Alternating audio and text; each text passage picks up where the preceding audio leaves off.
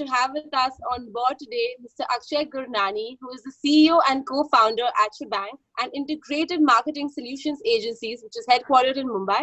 Thank you so much for joining us, Mr. Akshay. Thanks, Pooja. Thanks for having me.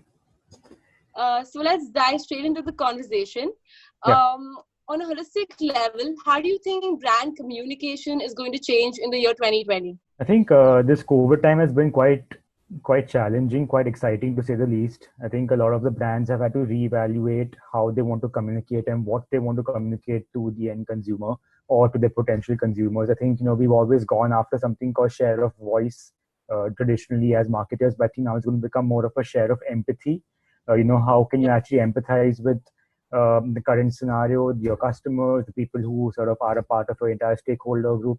So I think from that perspective, brands who do not overtly sell themselves, but actually try becoming a part of a conversation or try, empathizing with the end consumer would be the ones that actually come out stronger.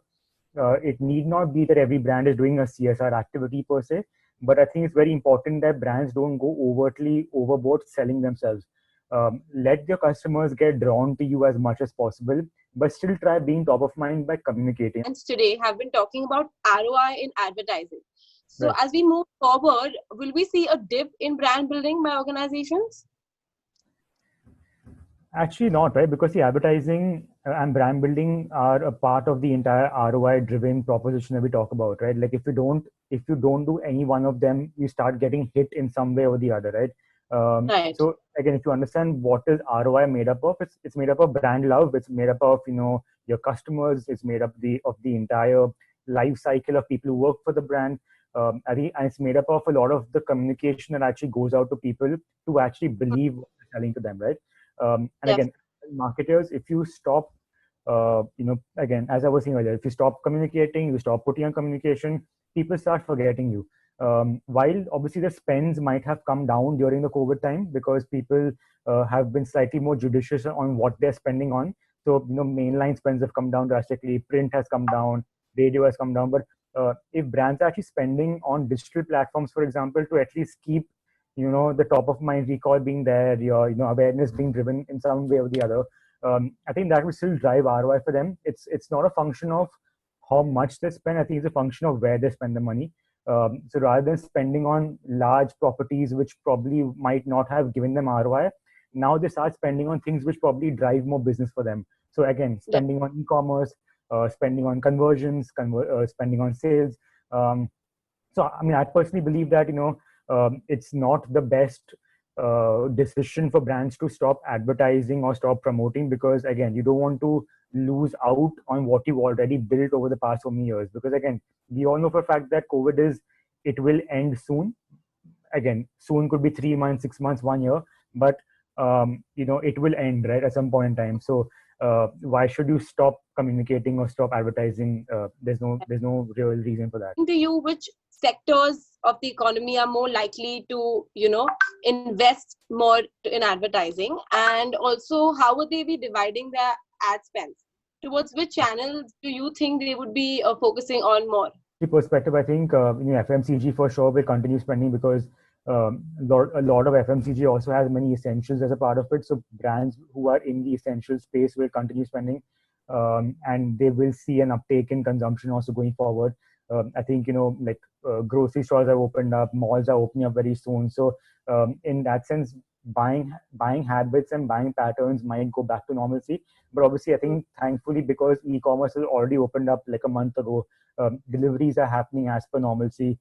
People are spending a lot on home grooming products, on products that help make them better. So it could be again exercising goods, could be FMCG when it comes to food. It could also be a lot of brands, a lot of people actually buying your personal care products. Again, could be shampoos, could be conditioners, could be soaps.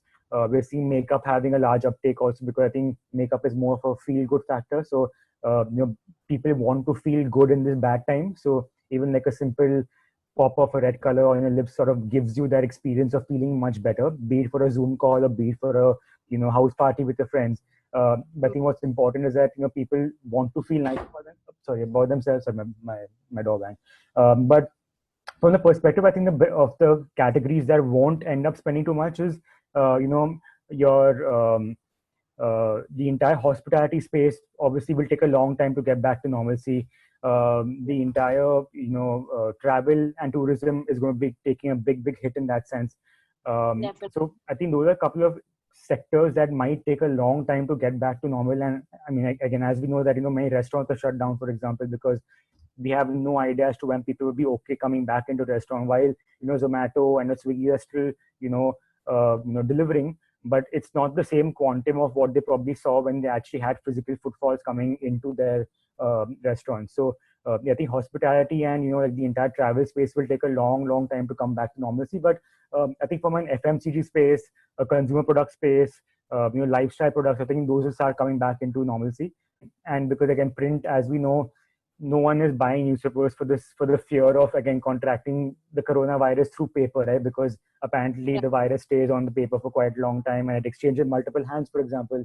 So I think all of the papers have become e-papers now. We all get PDFs with Times of India, Midday, Mumbai Mirror on our phones, right? So brands obviously are not going to be spending too much on print.